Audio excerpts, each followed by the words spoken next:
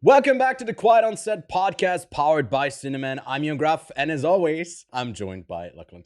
On episode 152, Ewan and I will be doing a TLDR. Well, not so much me, more Ewan. And what I mean by TLDR is there was so much of Venice that Ewan saw, he has to squeeze it in so that it's not any longer than 3.5 hours. So I will sit here and just go, wow, while Ewan discusses Venice. Yes, I also missed out on a bunch of movies while I was in Venice watching said 53 movies over the span of 10 days. It was very intense. But I'm back and I caught A Haunting in Venice and The Nun II. And then Lachlan is going to be talking a bunch about games. I'm looking forward to that. And we both caught the third entry in the Equalizer series. Finally, Cowabunga, dude.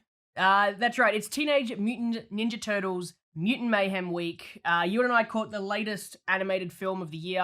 Could it be the best animated film of the year? Ewan and I will discuss the ins and outs of the film later on in this episode. We'll get to that, but let's cue up the intro and get into the show. We are professional. This is a professional podcast. Yes. Breaking Bad and Better Call Saul. Hello there. Which actually, Did you this get is gonna me a be hat a as bit, well? Yes. So I've got Dooncam. It's just a camera with my Dune steelbook. All right, welcome back. It's been 3 man. weeks, Lachlan. It's been 3 weeks. Mhm. It's a bit hard to get back into it, eh? Yeah, I feel like we'll be fine. because this is like, we had an extra time off air where we were catching up a bit, but this is our first time actually like getting into Recording. it, yeah, and recording it as well. So there's heaps of stuff to discuss. There were a couple of trailers that dropped that I'll link below if you're interested, but I don't know if any of them especially piqued your interest, because for some of the Venice films, we already got a new trailers, and some of them we agreed, Kevin and I agreed, which, by the way, if you missed it, there's Lachlan mentioned the 3-hour-long recording that we did, going over everything that we watched in Venice really extensively. I feel like that's our application for any of the festivals going forward. We just send in that video. It's like, we want free press passes right now. Thank you, please. But no, there was a trailer for The Killer and Ferrari, and I don't know, did you check them out, and did you have some thoughts? I actually haven't seen Ferrari's trailer yet, but I Oh, obviously saw The Killer because I was very excited to hear about if it was good or not from Ewan while he was in Venice.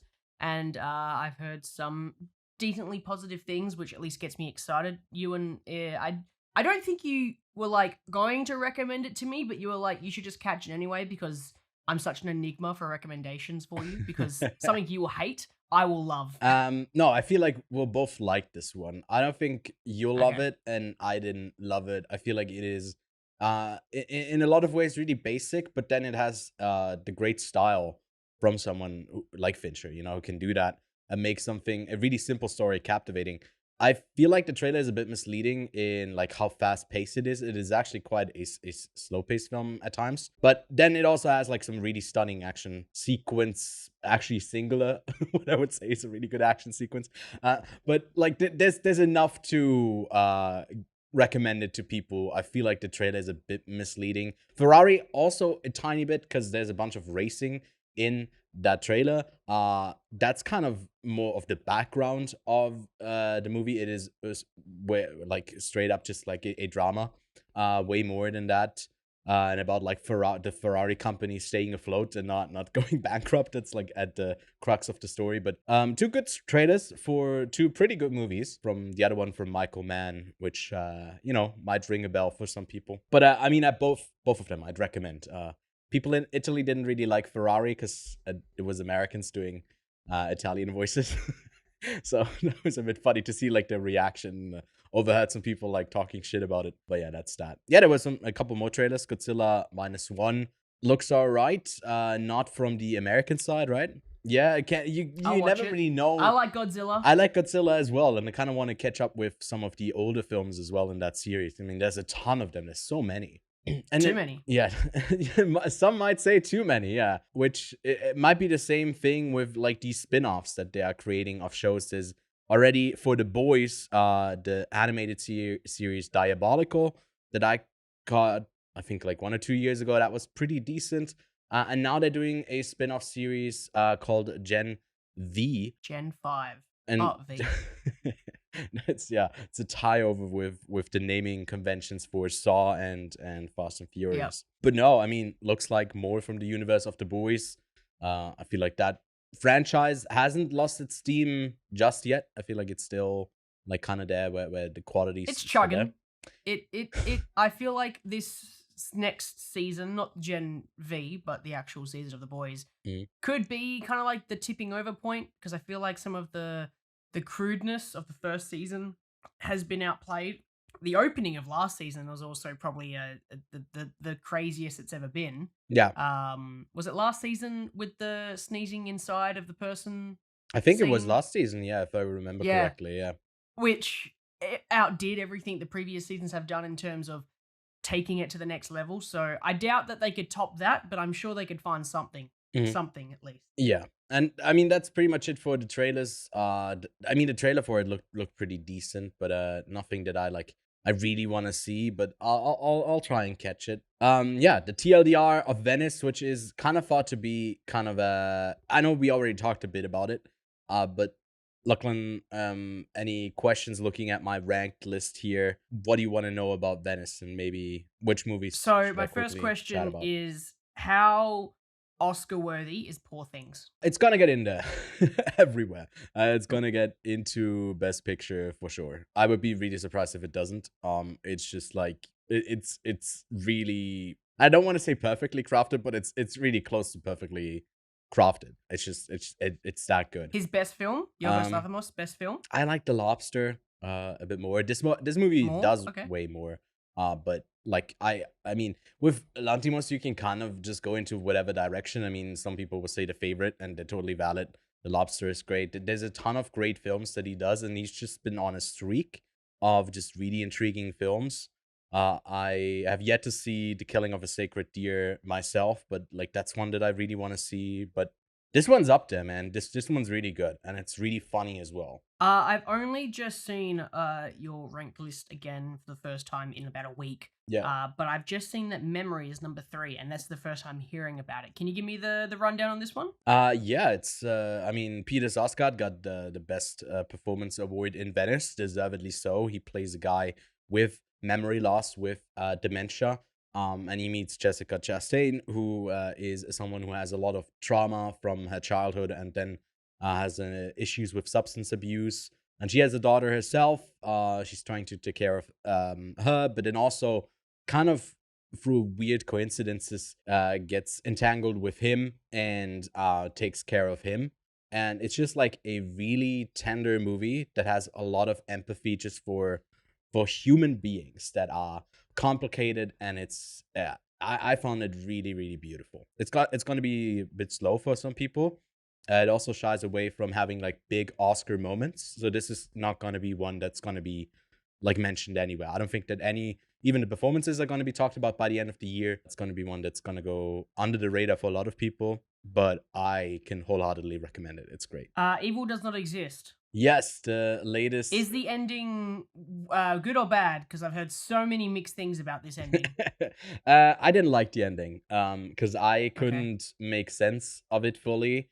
I feel like it was so ambiguous to what the title like means throughout the whole film. Like, this is not a spoiler, but the movie opens with like a 3 or maybe 5 minute long scene where just the camera goes through the woods. Nothing else happens. It's a really like slow approach to the movie, and it's like that for the entire movie, but I found it really beautiful. Maybe not the best experience to watch at the film festival. It is the same director as Drive My Car, yeah? Yes. Yeah. So you are ready for like a slow film. Exactly. That's you got to be ready for that going in, because I know what his filmmaking style tends to be.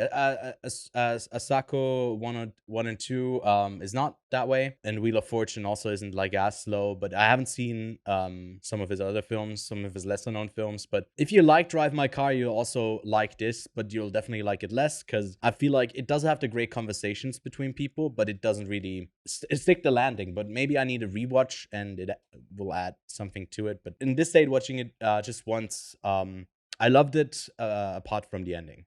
Okay. Last 2 questions. Yes. Number 1, the best film of the festival? Hitman from Richard Linklater. Easy. So funny. Glenn Powell is a star. And yeah, just a really entertaining piece. Adria Arjona is oh my god. It's a sexy movie as well. That's all I'll say. Go check it out. It doesn't have a distribution, I think, yet. No release date, but hopefully soon. And was it worth it overall? To go to the festival, yes, definitely. I mean, this was the busiest festival ever. We were like in the middle of a heat wave from day 2 on. So it was really nice to go inside the theater and just like watch movies all day. Your heat, my spring. Yeah. Weather-wise, it was like 30 degrees. Consistent. Oh, okay, cool. So like a entry into summer. Entry into summer, yeah. Okay. But I feel like overall, there were a bunch of really solid movies. When it comes to singular movies being like the best I've seen all year, I think Gun was still a bit better. But the way that we did it this year was we weren't on the island that had all of the cinemas, so we had to traverse each morning, getting queue early. We missed like one movie, or I missed The Killer and had to rebook it. But fortunately got it. But like you had to get up at 6 a.m. in the morning and got back at like 1 a.m. So at max you get 5 hours of sleep a day. It was really intense. You don't need to do it like us, because technically I watched 55 movies. I watched 53, but I watched a 10-hour-long miniseries. So like that's 5.5 movies a day, and I barely skipped any. And it does get exhausting, but if the quality's up there for the films, then I'm all for it, and I'll do it again. If you're not on the main island, then like what else are you gonna do? You're at a film festival. Just go watch movies, even if they're not great. How many people do you reckon are doing the same thing that we do when we go to festivals and watching like a bajillion films? Because some people only go and watch. It really depends on how they do one coverage. Range of picks. Because what we did last year in Gun, and I don't know if we'll do that again next year, is we published some of our reviews while we were attending. And what Kevin and I did here which is like, okay, we'll just max the amount of films that we can watch, and we'll do the coverage later, which resulted in a 3-hour plus video. And I feel like that might be the way to go. But we'll see how we approach it in the future. But yeah, this just gives you a whole other level of overview for a festival, and I quite like it because I don't have to miss out on anything. Other than Venice, there was another festival running. Yes. In a completely different country, in a completely different continent. Not in a real country, Canada. Completely different hemisphere. No, yes. No, it isn't. Italy's southern hemisphere. No. Yeah, No. Yeah. No, Italy? No. It's like... Where's the equator? It's like in Africa. It's like on the tip of Africa when it comes over. Africa is pretty close to it relatively, but there's a couple different countries like Algeria, Senegal, and all yeah, that. Great point. Yeah, Europe is way higher than I thought. Well, it's on, Anyways, it's on the different side of the pond. This is what they say, I think. I think now, today or tomorrow is the last day at TIFF when we are recording this. By the time this episode comes out, it has wrapped. I was accredited, but ended up backing out, not going. Maybe I can go next year. But from what I've been hearing from the festival, the holdovers has been getting great reviews, and it's gonna be maybe a contender for the award season this year. I'm looking forward to catching that one. Sing Sing, American Fiction, Dream Scenario, which will be the opening film with Nicolas Cage at the Zurich Film Festival, also got pretty good reviews, so I'll be watching that in about 2 weeks' time. And then The Boy and the Heron, the latest from Studio Ghibli, and maybe now it's still again up in the air if Hayao Miyazaki will continue with movie making. Got some decent reviews, but maybe not as high as you'd expect from a Studio Ghibli film. I think some people were left cold, and I'm really lucky because that ties me over to the Zurich Film Festival, the program there. The Boy and the Heron did get announced to be playing there, so I'm super excited. That's my most anticipated film of the year. Yeah, I'll have like a list to the whole Zurich Film Festival, a link below as well, because I'll be attending that solo this time. And yeah, Lachlan, I think next year you'll be joining us again for festival coverage. But I feel like that's enough festival talk, right? Festival season is over. Well, it's almost. almost. Yeah, there's so still close. Well, I think so it's close. in November. You can say festival season is over, but there's also like All right, New in York Film November. Festival. We won't be talking about it as much anymore. But yeah, there was one other bit of news that's not festival related that I wanted to bring up, and that is the Taylor Swift Era Tour is bringing a movie of the tour into theaters. I had like a special deal that she directly made, not through a distribution company, but directly to like the biggest cinema chain in the US with AMC. She swiftly broke all of the records that AMC had. I think they did like 80 million in pre-sales or 50 million in pre-sales, something crazy. And it caused the Exorcist Believer, which had a release date on like the 14th or 15th of October, to move up a week and release a week earlier, just so it wouldn't be hit by the Swifties. So Lachlan, what do you think about this? Like, you're going to be checking it out. I don't know if it's going to be playing in our local markets, but yeah, what do you think about this? This is crazy, right? I'm not somebody who goes to the theater to watch an event. Like, I just don't. Yeah. Like, there's a lot of like live concerts that get filmed, and I'm happy to watch that at home or on YouTube on my phone, but I'm not going to go to a cinema to watch it just because you're putting a lot of money into just watching a vibe, but you're not going to get that same vibe. If you go to an actual festival or an actual concert, it's way better. So yeah, I think I do know somebody who's spending a couple $1,000s to fly to the other side of Australia to watch Taylor Swift. Oh, okay. Okay. So I will say flying to that the States to watch this, that would be crazy. No, they're flying to like over east of Australia to watch, because Taylor Swift isn't coming over to the west side of Australia to play.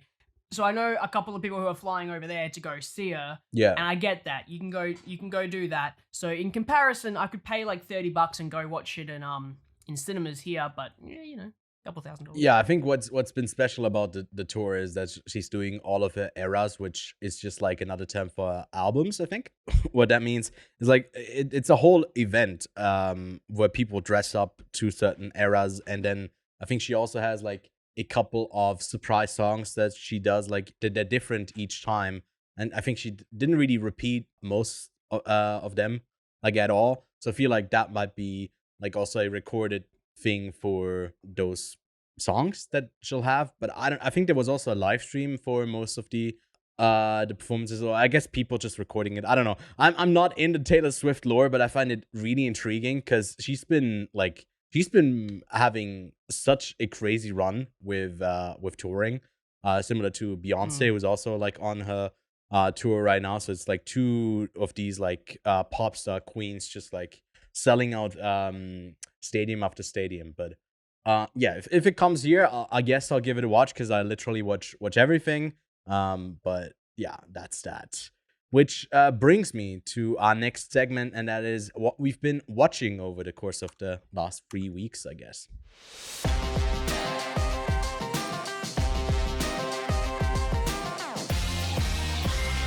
So yeah, Lachlan, what have you been watching?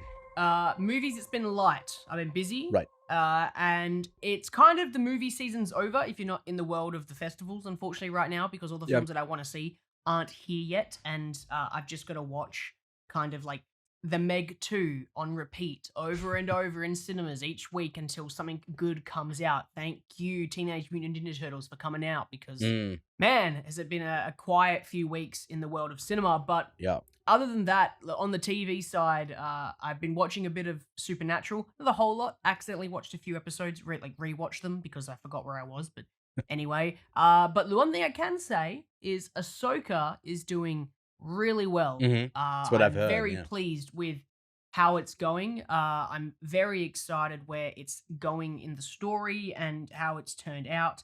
And yeah, it's the best bit of Star Wars Jedi content from Disney in a very long time.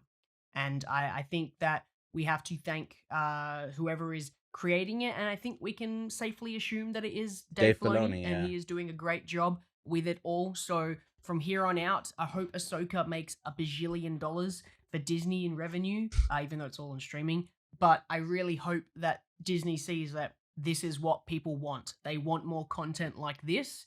I would love expanded Star Wars stuff, but I know he had to probably play it safe, and he's doing a great job introducing a lot of other ideas and bringing it into the live action world. So, oh man, it's so awesome to see Huye in live action. And also to have a lot of the original voice cast coming back and playing live action content is even better. So yeah, Ahsoka episode 3 to 4 was really wicked. 4 went down a little bit. I was a little bit disappointed with 4. It was kind of quiet, but it was the eye before the storm because episode 5 was insane. One of the craziest Star Wars TV shows episodes in such a long time. Especially from a fan standpoint. It was just fan service after fan service after fan service, and it got me super duper excited. There's someone saying that like there's a particular shot that's like the best shot in Star Wars history. I don't agree with it, but I do understand the excitement around that particular shot because it's awesome. You haven't watched any of it, have you? No, only up to episodes? First 2 episodes. Yeah. So have you been spoiled with anything yet? Because if Yeah. you have, I'm going to keep spoiling it. You have, so you know who comes back. I know who comes back. Yeah. Cool. That like him back is wicked. Like it sucks to have him come back previously in another live action show and it isn't perfect. It's great, but it isn't perfect. This is almost perfect. So that's enough said about Ahsoka. Are there going to be 6 should episodes really- or how many episodes are there going to be? Do you know? I think there's 8 or 10 episodes. I think that's it's great. 8. Yeah. Which I prefer It's better. than Yeah. 6 because 6 it feels like it's been rushed and it's not really an arc of a story. Yeah. Because episode 5 is kind of like a mid-season finale. It does feel like it's a closing of an arc and an opening of another one. Yeah. Especially because we haven't even met Thrawn yet. Like there's no live action Thrawn yet. He's still not been introduced, and he's just been spoken about, which is the best thing because we've always said how in Star Wars TV shows they don't really introduce a villain until right at the end, like episode 4, and then in episode 6 of the TV show, like there's the big bad, right? Yeah. But this one, they keep talking about him. They keep bringing him up. He's there. He's not the bad villain in each episode. There's other smaller villains, but he is spoken about the entire way through, and it just feels really exciting to have him come up. But other than that, I've been playing Starfield. I saw season. you're like 40 hours into Starfield or something. Like got 40 hours into it. Yeah, I've been playing the crap out of it because I was very excited. If I'm totally honest, 20 hours of that is just shipbuilding. Like I keep just building ships and then deconstructing them afterwards. I just get like the shipbuilding is a whole part of my brain that is like satisfied from that. So I've been playing Starfield. It's a flawed game, but it has a core loop that I love. I do love Bethesda games, and there's a lot of fun little things that keep drawing me in. Like a great example is I was about to like log off. I was playing for like 2 hours, and I was like, I'll stop and I'll come back and play later. I went to a star, like a planet, and I got pulled up by a ship, and it was like, "Hi, we've been trying to reach you about your ship's extended warranty." And I just started laughing, and I was like, that is great. That's just like such a random interaction, and it's so funny. And I just kept playing for the hour because it was like, that drew me back in. So unfortunately, like there's some immersion breaking aspects of the game, but it's just, it's such a busy season for games now.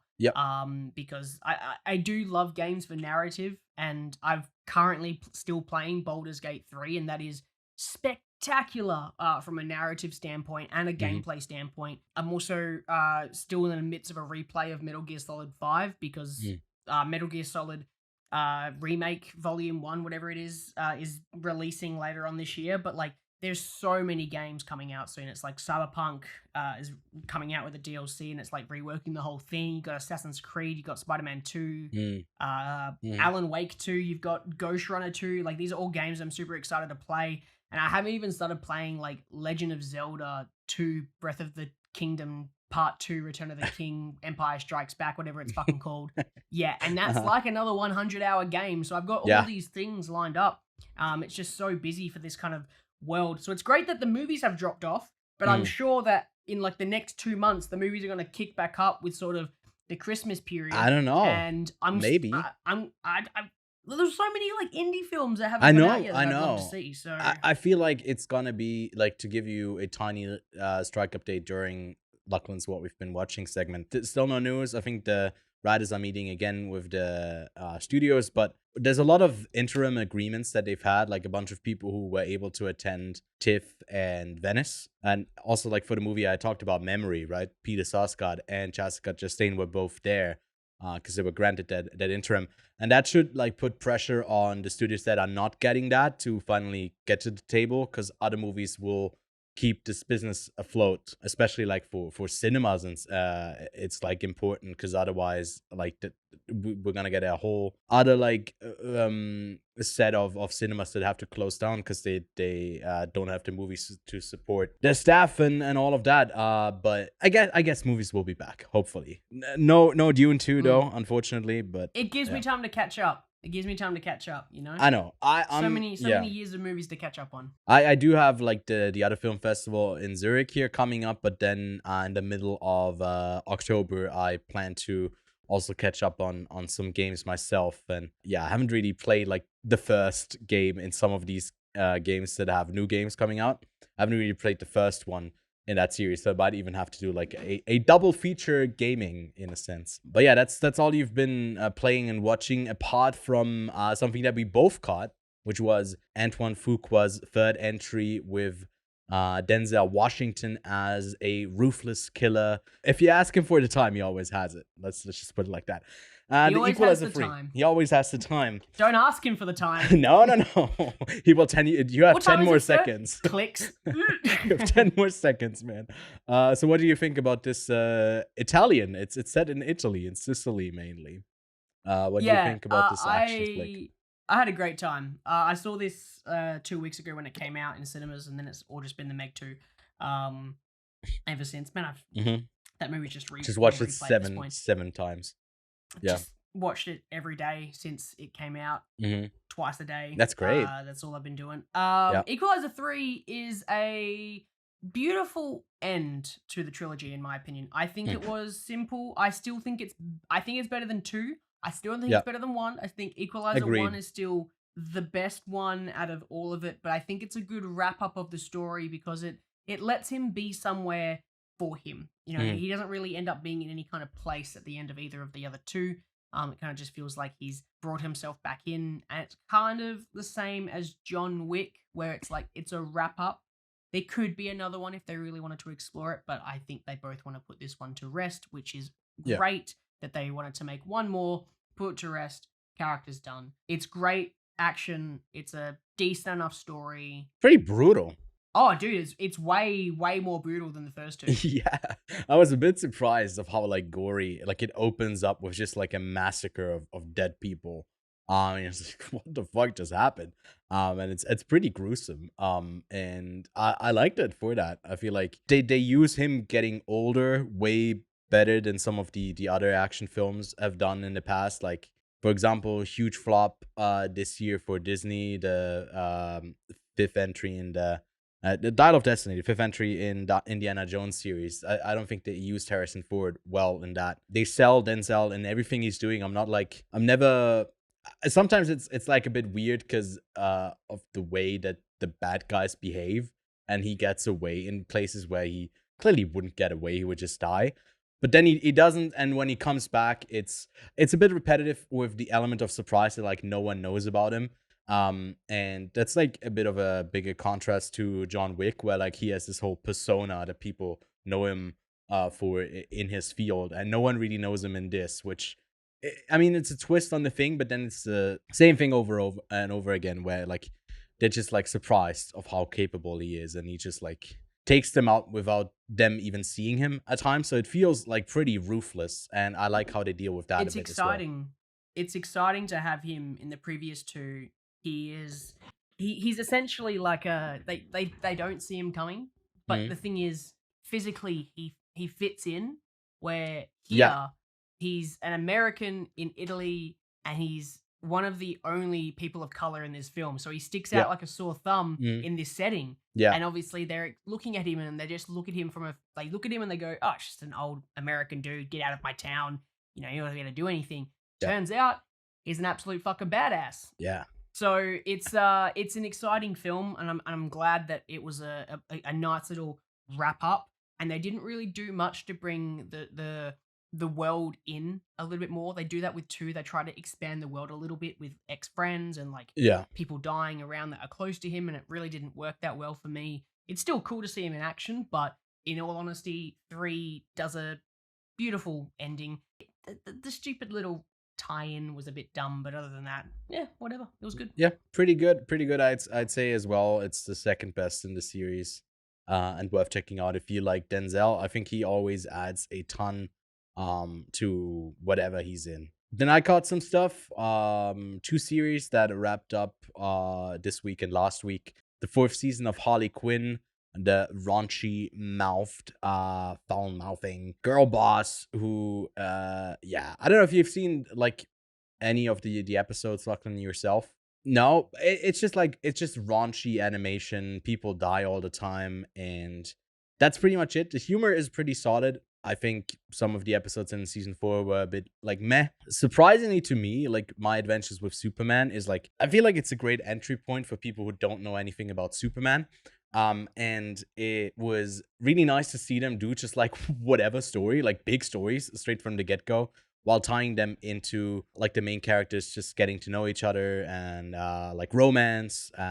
And it's just like a really solid animated show. I didn't like it in the first 3 episodes, but from there on, it just kind of got increasingly better. And I was like, ooh, this is a sneaky little surprise. I quite like this. So that's my recommendation of the week. A film that premiered in Venice is already available to stream on Netflix. That's El Conde from Pablo Larraín, who made Spencer and Jackie. And this one I didn't love, but I'm loving that it's already on Netflix, because I definitely will rewatch it. Because if you, luckily you know this, during the festival in Cannes, you tend to watch like maybe 5 movies a day, and then you're like, I saw the film. I definitely was awake for the whole film, maybe even, but it's still like in a mess of media you watched all day. So like rewatching it without having anything else like distracting you or going the thoughts from the last movie bleeding into this one, I'll give it a rewatch. Coming back from Venice, I kind of felt like it's in theme for the first film to be back, to be a haunting in Venice. The third entry in that what's his name, detective guy, I don't know, based on the Agatha Christie novels here, where he starts to question his sanity and how much of maybe the supernatural stuff around him might even be real, or is it not? It's like a solid step into actual horror at times, and the style, the filmmaking style, with like a bunch of Dutch angles from Kenneth Branagh, kind of lends itself a bit more to this than to what he did in the first 4 movie. And I was surprised that I kind of dug it. I feel like if you like murder mysteries, you'll have a decent time. I did, in my predictions thing that I did right at the start, call exactly who the killer is. So I'm like, am I smart or am I just lucky at guessing? Maybe like, I don't know. I'm not the smartest guy, so I don't know how obvious it is, but that's A Haunting in Venice. And then lastly, The Nun II, one of the most hated horror films of recent memory, that did great numbers at the box office with the first one, The Nun. Got a sequel that's pretty alright-ish. I think both of them people really hate because they're so obvious in like the jump scares that they do. They like set up a jump scare, they do the jump scare, they move on. It's nothing about it is subversive or like clever at all. I feel like they're just like bad horror films. I don't mind them too much. Both of them that I caught this week, I'd give them like a 3 out of 10. But I'm not the biggest fan of like The Conjuring and the what's it called, the other one, Insidious series. I'm not the biggest fan of those, like the possession type of horror stuff. But yeah, that's what I've been watching. So let's move on, Lachlan, to discussion time of the week before we get into Teenage Mutant Ninja Turtles Mutant Mayhem. And I kind of want to talk about the current state of animation and where do you think it will go from here. Maybe let's also talk about the films that have so far released that were animated. And yeah, what are your thoughts? Where do you think animation stands right now? Bloody deep major question that I have to jump into. Mhm. I guess like the 3 or 4 big animated films that have come out this year, at least the biggest one would be Super Mario Bros. That made like $1 billion at the box office, which was crazy. Yeah. The other big one would be Spider-Man, Across the Spider-Verse. You'd then have Teenage Mutant Ninja Turtles, which was the one we watched this week. And then probably like, Elemental? I guess that's the only other big like animated film I could think of the year. Yeah. There's been some smaller ones that I think you've caught that I haven't caught, like that other Robot Fish Dreams. one. Oh yeah, that one bombed like crazy. It lost Universal Yeah. and DreamWorks about $200 million. It's Wowzers. Yeah. So there's that, because I just noticed that was at my cinemas recently. Yeah. And there was that other robot one that you spoke about. Robot just before. Dreams, yeah. And the only other one I can think about that will come to mind, Boy and the Heron, or Yeah. How Do You Live? Depends where you literally live. Is the name of the actual film. Yes. And I think the only other big animated film that I'm excited for is the Chicken Run sequel, which I think comes out on Netflix in the next in couple December. months. Yeah, in December. Yeah, which is a bunch of different films, all with distinctively very different animation styles, which is quite exciting. Mhm. It did feel like for a while animation kind of had this one look to it. Yeah. And I think since, I wouldn't say because of Across the Spider-Verse, but or Into the Spider-Verse, I should say, the first one. But since Into the Spider-Verse, I feel like there has been a massive boom in getting a creative style going. Now, I feel like Pixar and Disney are going to kind of keep their same style running for a while. That's kind of their thing, is that they have a style for almost like each era of movies that they do, and they kind of gone into this one, and it's the same for almost any like Disney or what's the other animation studio, the one that lost all the money that you just said? DreamWorks. DreamWorks. Yeah. DreamWorks has that very similar look to it as well for all of their recent animated films. Mhm. But I'm excited to see something like The Boy and the Heron, How Do You Live, from Miyazaki, because there's always something exciting about that film. Studio Ghibli films always have that extra thing. Yeah. To The it hand that looks really animation, good. or So, just like yeah. the care and the time that goes into it. And it's like with Pixar recently, I feel like there's a lot of artistry that's still happening at Pixar, but it's just making, I don't know, like at times it feels like, let's try something that will be great to know technology wise, and try to tell like a great story alongside it. And Studio Ghibli never feels that way, because I don't know, it's like maybe a dickhead at the top with Hayao Miyazaki, and how like he clearly wants his vision, and how hard he is on some of the people that work for him, maybe even his own son. It really shows. And I think like maybe Into the Spider-Verse was a catalyst for a change that needed to happen in animation. And I'm glad it did. And I feel like Across the Spider-Verse is also highlights like some of the issues that animation is facing, that like these animators, these VFX artists are overworked and underpaid.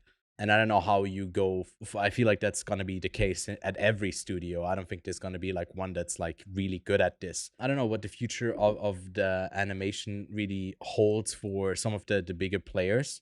But I love to see like the really different style that we got for this Mutant Mayhem movie. That is like its own thing. It's not like just copying what Spider-Verse did in any sort of way. It's got its own like grungy style.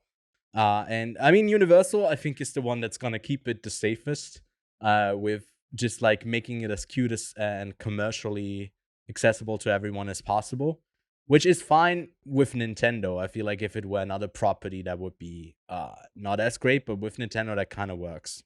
I also feel that thanks to two different TV shows or anthology series, Love, Death, Robots, and Star Wars Visions, Star Wars Visions most recently as well, they have sort of given life to different animation styles that people haven't really kept an eye on. Like when the first series of Love, Death, Robots came out, people were like, dude, this is insane, this is wild. Like very scarily close to realistic animation for real life people.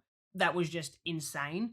But those two, I feel like, well, especially Love, Death, Robots, are more important to animation overall than something like Across the Spider-Verse, because Across the Spider-Verse, well, I shouldn't say Across the Spider-Verse, Into the Spider-Verse, it's the stupid naming conventions that Spider-Man movies have, where it's like, it's the same first two words, Spider-Man, and it's the last word, universe, and then the two words before universe are always different, and it's the same with Spider-Man, blank, blank, home. Homecoming. Like, I can't figure out which one of those. Far From Home, No Way Home. Yeah. Always home. No, it's Homecoming, Far From Home, No Way Home. Yeah. Those, yeah. Yeah, cool. Super dumb, right? Same with Across the Spider-Verse. Sorry, that's my little rant about the naming conventions of Spider-Verse movies. He wants them to be called Spider-Man X in the future. Spider-Man X, yeah. Just name them X. Two Spider-Man, Too Furious. Yeah. But those... I can't even remember what my argument was now that I wanted to say. But I feel like with Love, Death, Robots, they brought animation a bit further than what Into the Spider-Verse did. Into the Spider-Verse was just this really awesome animated movie, because all of at least the majority of like the DC animated films have a very similar look to them, and I feel like there hasn't really been one that's kind of stood out independently as like, look how interesting this animation is. Into the Spider-Verse did that, and that's wicked, and that kind of was the catalyst for films having their own independent style to them a lot more than what they used to in the past. Like, name another movie in the past that these guys have done that looks like Into the Spider-Verse. That who has done? Sony Animation. Well, the one that came right after, the one with the family, the Netflix film. What was it called? That one, people called out like Mitchell versus the Machine. Yeah, that was a bit of a copy of it. I feel like it was distinctive enough to not be that. It was just like a similar animation style with like the comic book aesthetic in parts. But I mean, I'm also really looking forward to the Scott Pilgrim series. You know, that's going to be an animated series. Probably a bit more straightforward when it comes to adapting the comic, but still, it's going to be exciting to see. And I agree with you. I feel like it's in short films, animation can kind of shine because you can try out something without needing a $200 million budget that like Pixar apparently needs for all of their films. They've just like been increasingly just like it cost a shit ton to make, and when you can tell a great story in shorter form, I feel like animation kind of lends itself to that. So great idea have them in series form. Would that be the most expensive animated movie of the year? 200 million? Yeah. I think Elemental was probably the most expensive, because I know that they made the Super Mario Bros. Movie for 100 million or 80 million, and they claimed that Across the Spider-Verse also cost only 100. But I think the Teenage Kraken one also cost like 125, 150. Nimona was pretty cheap, I think, comparatively. The Netflix film, that one was actually like pretty good. 200 mil on Elemental. Yeah, 200 million seems like it's kind of the standard for the like highest tier animation. What do you reckon? Wish? Boy and the Heron. Oh, the Boy and yeah. I have actually no clue, because I don't know how much Studio Ghibli movies usually cost. But I'm having a squiz now. Let's just go. What was his most recent one? Was that one in the sky? The Wind Rises, which was 2015. No, 2013. It's been 10 years since he's made a film. And I feel like he's been working on this one. He was retired for a bit, and then he came back for this. It must have been at least 5 years that he's been working on this one.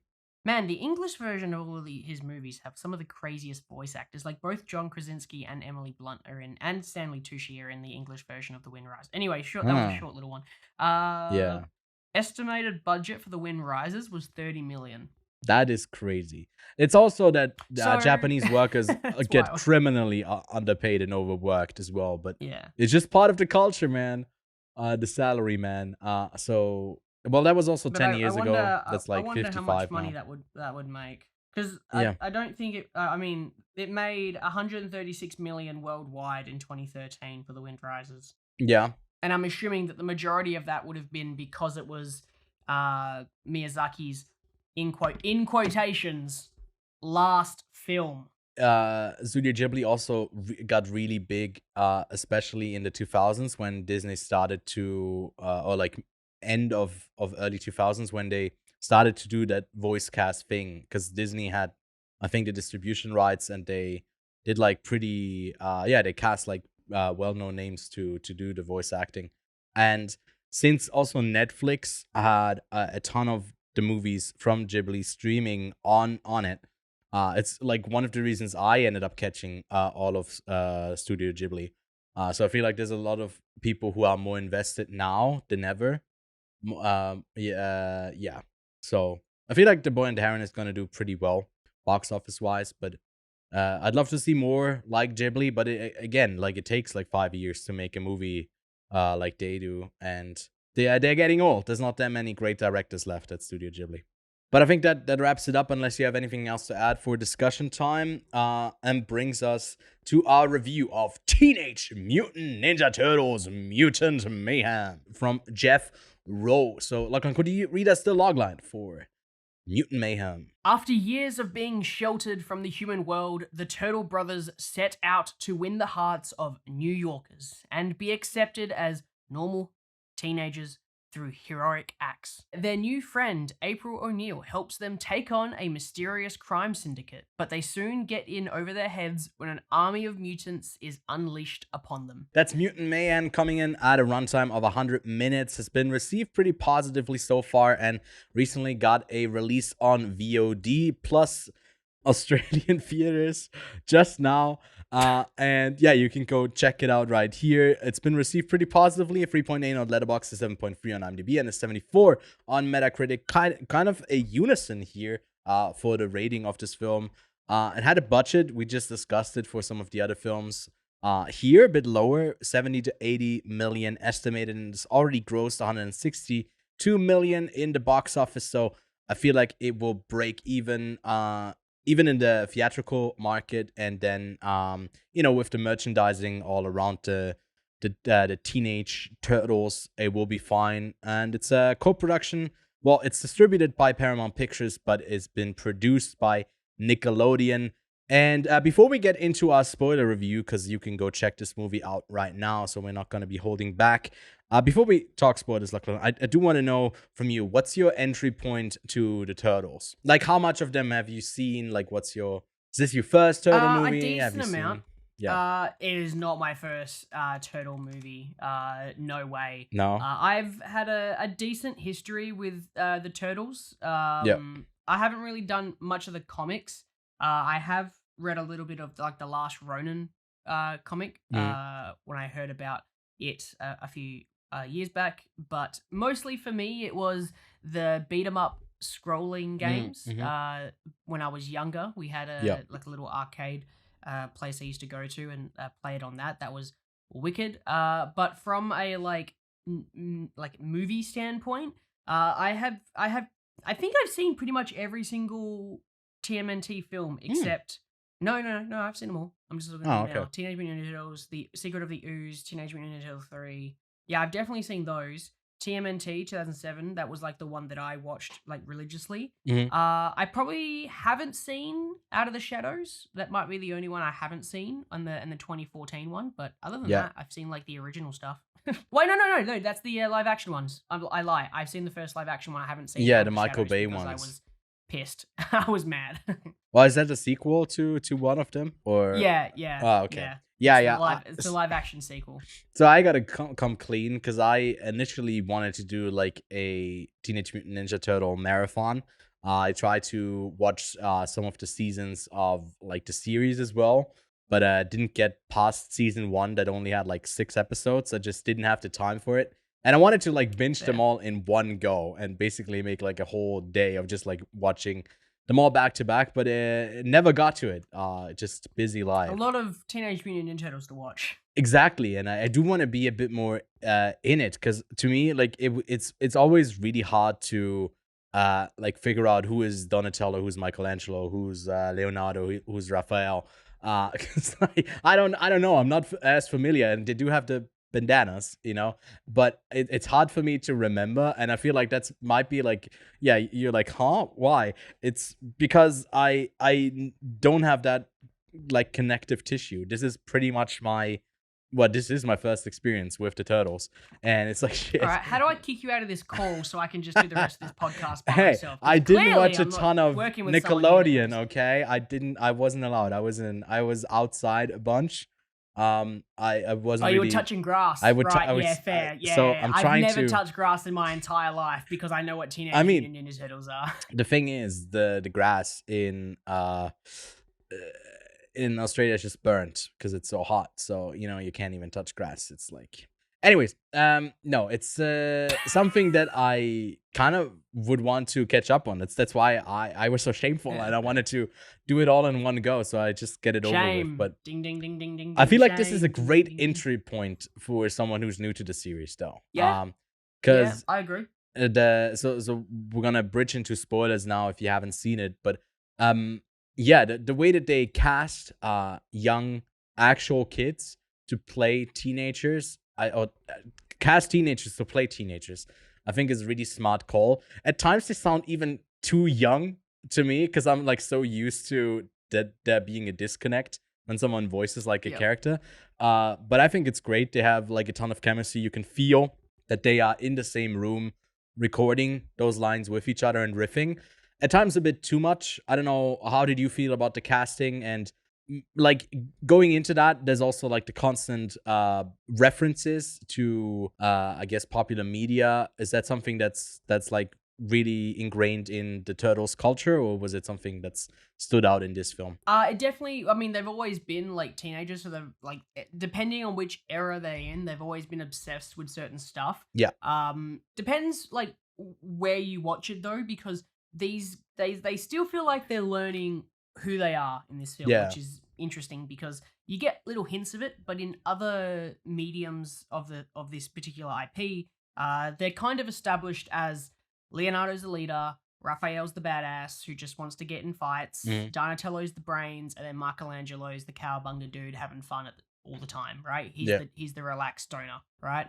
In this film, they definitely feel like they are all almost the same character, but just almost leaning into their main character beats of who they are. And you kind of get that at the end when they kind of do the big showdown with the boss. But for this, it does often feel like they don't know who they are yet, which is great because they are teenagers technically in this one, and they've only really, this is their first time leaving the sewers. So for me, that's totally fine. But in other Teenage Mutant Ninja Turtle stuff, you'll find that they are either more or less that particular type of turtle. Right. Yeah. So for me, like that was great to distinguish them. Like I feel like Leonardo was the easiest one to pick out because he was the one who was trying to be the leader the most, and then there was, I guess, it was Donatello who has the glasses, right? Yep. Okay. Yep. Yeah, I got it. It's also been. He's the purple one with the stick. The purple one with the stick. Well, the weapons I don't have down yet, but I watched this film also 2 months ago, I think, when it first came out, and I haven't had a chance to rewatch it, so I'm also working on memory. It only just came out in Australia for me, man. So, Yeah. like when it just came out is clearly just a just a ploy for excuses here. But yeah, let's talk about the look and the feel of this whole universe. What did you make of it? You know how Into the Spider-Verse, Across the Spider-Verse has that comic book feel? Yeah. This has taken it to a next level because like it's dirty, if that makes sense. Yeah, it's not clean. Across the Spider-Verse feels a lot cleaner for its like main world. We'll excuse the other worlds that you go into, but the main world that they're in feels a lot cleaner as an animation style in comparison to what this world is. So for me, this is a lot rougher in terms of drawing. You often see kind of scribbles around certain kind of blown out parts, like lights, for example, is a great example where you see that. So for me, I really liked how hard it went into the animation style for this film. So for me, like the look of it was wicked, especially because all the characters weren't proportional, if that makes sense. Like a lot of the characters had like big heads, little bodies, or they had like, and I'm not talking about the mutant, I'm talking about like actual human characters in quotation, like human characters were weirdly shaped, like their head, they weren't perfect, which was really interesting because it was obviously a film about acceptance at the end of the day. if you're looking at to the deeper meaning of this Ninja Turtles movie, which I totally think was just made for the fun of people who love these characters like Seth Rogen. But for me, the interesting part was how non like formed humans were. They were all different weird shapes, which again is an exciting part to this film because it's going into the style of this animation. Yeah, I feel like you say, Spider-Verse is way closer to just being innovative, but still making everything look pretty. And here it's so rough around the edges. And I think the style is the best thing about this film. I feel like some of the story beats maybe the antagonist story from the human side, which does have a funny moment with the milking. I gotta say, like that was a funny recurring bit. But otherwise, like the Maya Rudolph character there is like pretty replaceable. But I did like Ice Cube as Superfly. I think he adds like a ton of character to that person who's just like a hurt fly. And it's crazy to get like Giancarlo Esposito. Right, he was the caretaker for them, just like in a scene in there.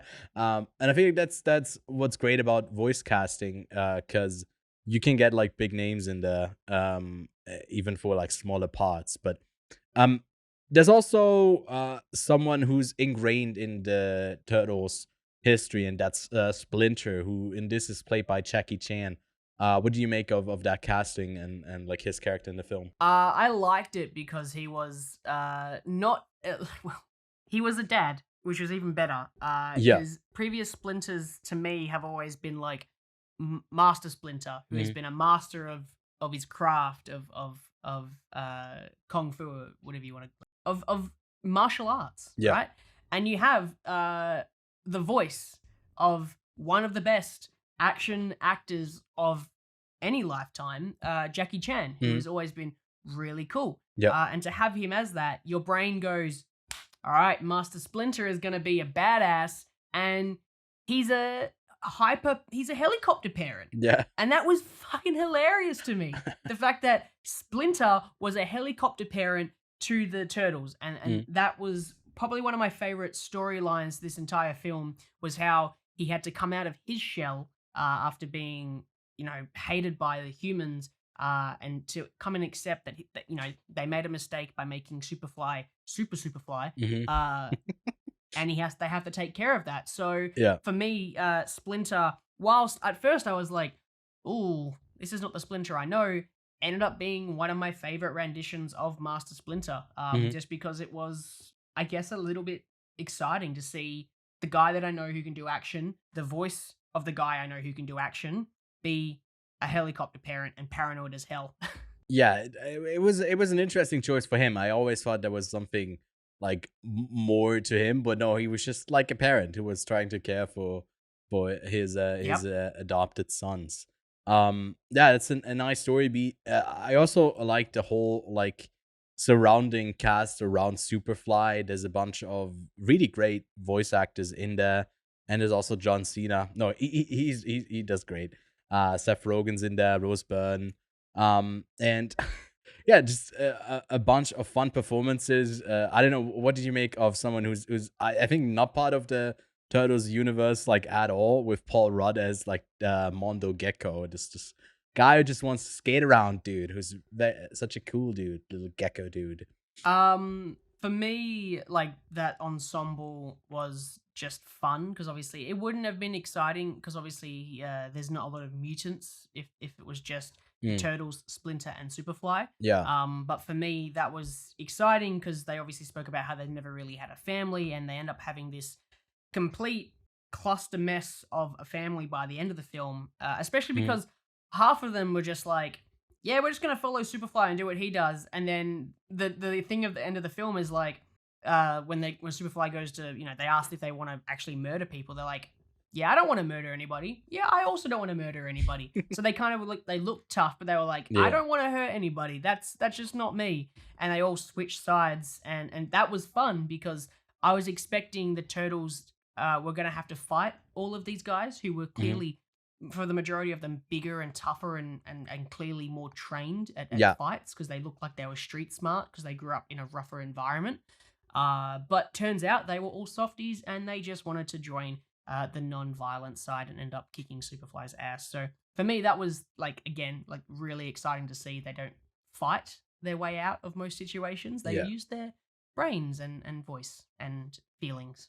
And there's also Ayo Edebiri, who played April on Neo, and she's this. I think she's a teen. I couldn't make sense of what age she is. Is she like 25 or is she 15? I have no She's clue. a teenager. She's a teen. She's also a teenager. Okay. She's in high school. She's also in high school. Is she in high school with them?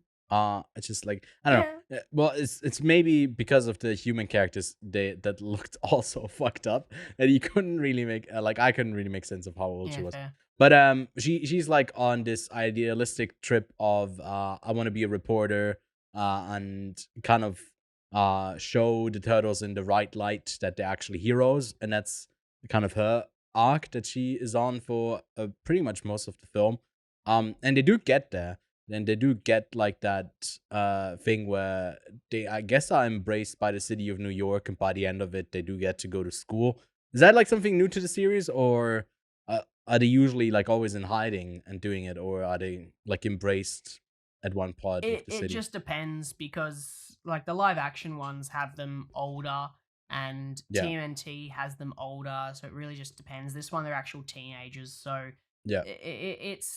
it depends on the storyline that you're really looking at. Right. Obviously, in any kind of world where you're in hiding, you want to see the human world. But this story arc kind of makes sense to go into the real world and come out of hiding. But yeah, for me, this is the one that reminds me. This was the one that makes me think that it's the most coming out of their shell storyline, where the world meets the turtles and they become heroes, or at least known to the world. Where a lot of the time they're in the shadows because they're ninjas. Yeah, they're ninjas. They can't be stealthy if everyone knows who they are and where they are. I think another strength was that final team up whenever they do get to fight and they work with each other. One for the first time in that like garage where they follow a bunch of them, and they always like don't really know what they're in for, and they're kind of like how naive and blind they are towards like dangers is sometimes quite entertaining. And you also kind of also fear for their safety a bit. So I watched the film and I get why Jackie Chan is a helicopter parent and he's worried, because they aren't at all in some ways, and they should be. I feel like that made for a great dynamic there, where you're somewhere in between, maybe as an audience member. Maybe if you're younger, you're just like all feeling the thrill and the hype of just like doing whatever and being a part of the human world and fitting in. But like being a bit older, I'm like, ooh, okay, I'm worried for their safety. I really want them to make it out alive. Yeah. Anything else you want to touch on? Maybe like the ending, or the possibility for a sequel, the tease that we get. I was gonna say I'd love a sequel. I think that one of the issues I have with some of the animation this year is that it's too big of a scale. Right. Like, animation doesn't have to be huge, and I feel like Across the Spider-Verse was like, here's our Avengers moment, and you get a little bit too much. Because I'm gonna say it, until I see Boy and the Heron, I think this is my favorite animated movie of the year. Wow. Okay. Interesting. Yeah. I enjoyed it more than Into the Spider-Verse. Across the Spider-Verse. Wow. Spider-Verse 2 part Return of the King.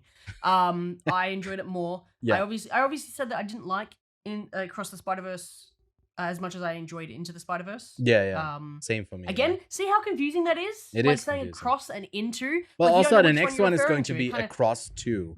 Across the Spider-Verse Part 2. Yeah. This is also technically Across the Return Spider-Verse of Part Strike 1. Back, yeah. So, like, why can't they... Like, come on. No, Beyond like, the Spider-Verse, I'm using sorry. Star Wars and Lord of the Rings naming conventions because it's easier to know which one is which. Like, everyone knows Empire Strikes Back is the sequel. Everyone knows which movie A New Hope is. Can you imagine if it was... I mean, I know they do say, like, Episode 1, 2, and 3, but can you imagine if it was Star Wars, 2, or not Star Wars 2. How would you do that? Star Wars, A New Hope. Star Wars, a New Star Revenge. Wars, A Hope, Star A Wars, Danger a Hope, New Jedi. Yeah, can you imagine how annoying that would be? Because you wouldn't know which one's which, but everyone knows which one Empire Strikes Back is and Return of the Jedi is. It's so bloody annoying. Into the Spider-Verse and Across the Spider-Verse need new names. I'm going to start a petition. But Lachlan, in petition. 2018, they go into the Spider-Verse, but then in this new one, they go across the Spider-Verse. They also go into the Spider-Verse. No, they go across also go across the Spider-Verse. And then in this next one, they are going, get this, beyond the Spider-Verse. I just want the new Super Mario Bros. Movie to be called The Lost Levels. That would be a nice little hint and touch there. So it's your favorite. What do you give it rating wise then? If it's your favorite of the year? 4. A 4. Yeah, you're a bit lower than most people on Spider-Verse because they were like raking in those 5 stars. Even I went up to a 4.5 later on. I don't think this movie is all the way up there for me. When I first watched it a couple of months ago, I gave it only a 6 out of 10.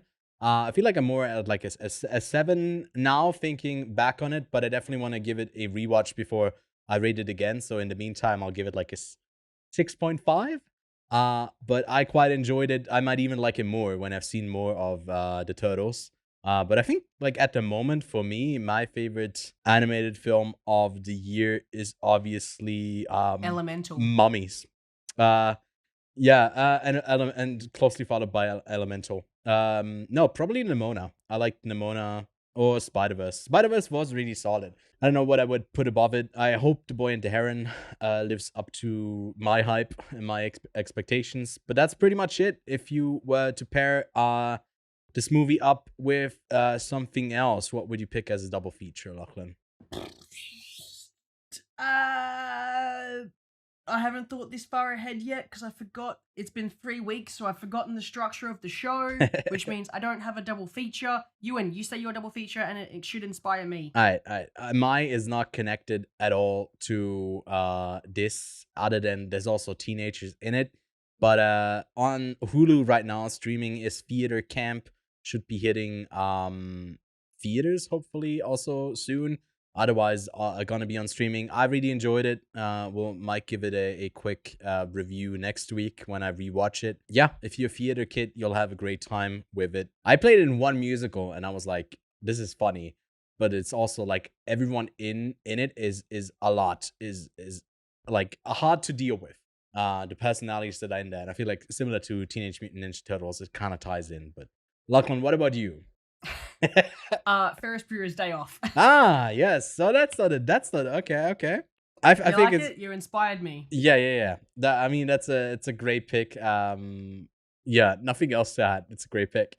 Anyways, if you want to watch anything, something new this week, then on September 22nd, we are getting the 4th entry in the Expendable series. Like, I don't know if you've seen any of them. I haven't seen a single Expendable films. You are in a lucky situation. I wish I could go back and rewatch my first Expendable film all over again. Yeah, because it was so great, or... Expendable film. So expandable. It's Expendables. So, how do I put this?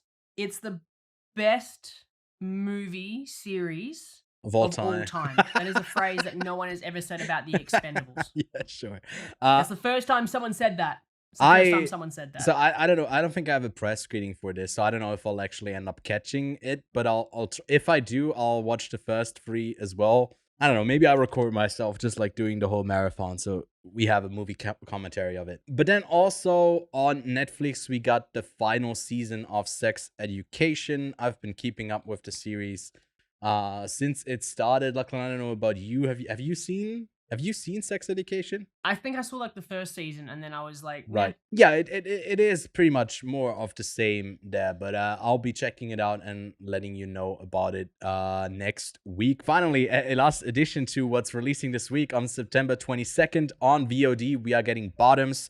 And that's also going to be what we'll be talking about next week, in addition to theater camp. We'll be chatting about those two films. I'm very much looking forward to that. And that's pretty much it. In the meantime, don't forget to leave a like and subscribe to the channel for more reviews and videos. If you have a bunch of extra time and want to expand your watch list for the rest of the year, go check out last week's video, the 3-hour plus coverage from the Venice Film Festival. And yeah, that's pretty much it. Lachlan, anything else to add, or are we wrapping it here? We're recording this on the 17th of Yep. September. Yeah, you're making a So- prediction? Happy birthday, Neil Blomkamp, and who else is in this list?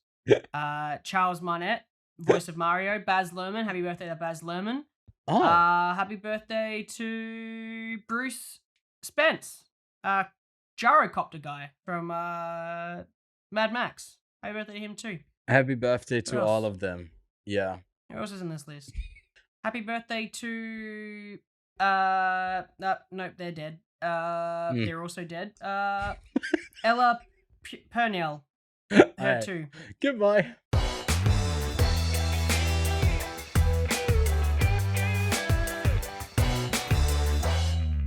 Was that too random? No. I love how parents, when the new year comes around on the like New Year solution list, is like, let's fuck more, and they do, and then 9 months later, boom, a bunch of babies pop out. Oh my god, yes, this is the New Year month, New isn't Year's it? babies, yeah. Mm-hmm. Oh my god, that's all people who these are all New Year's babies. New Year's babies, man.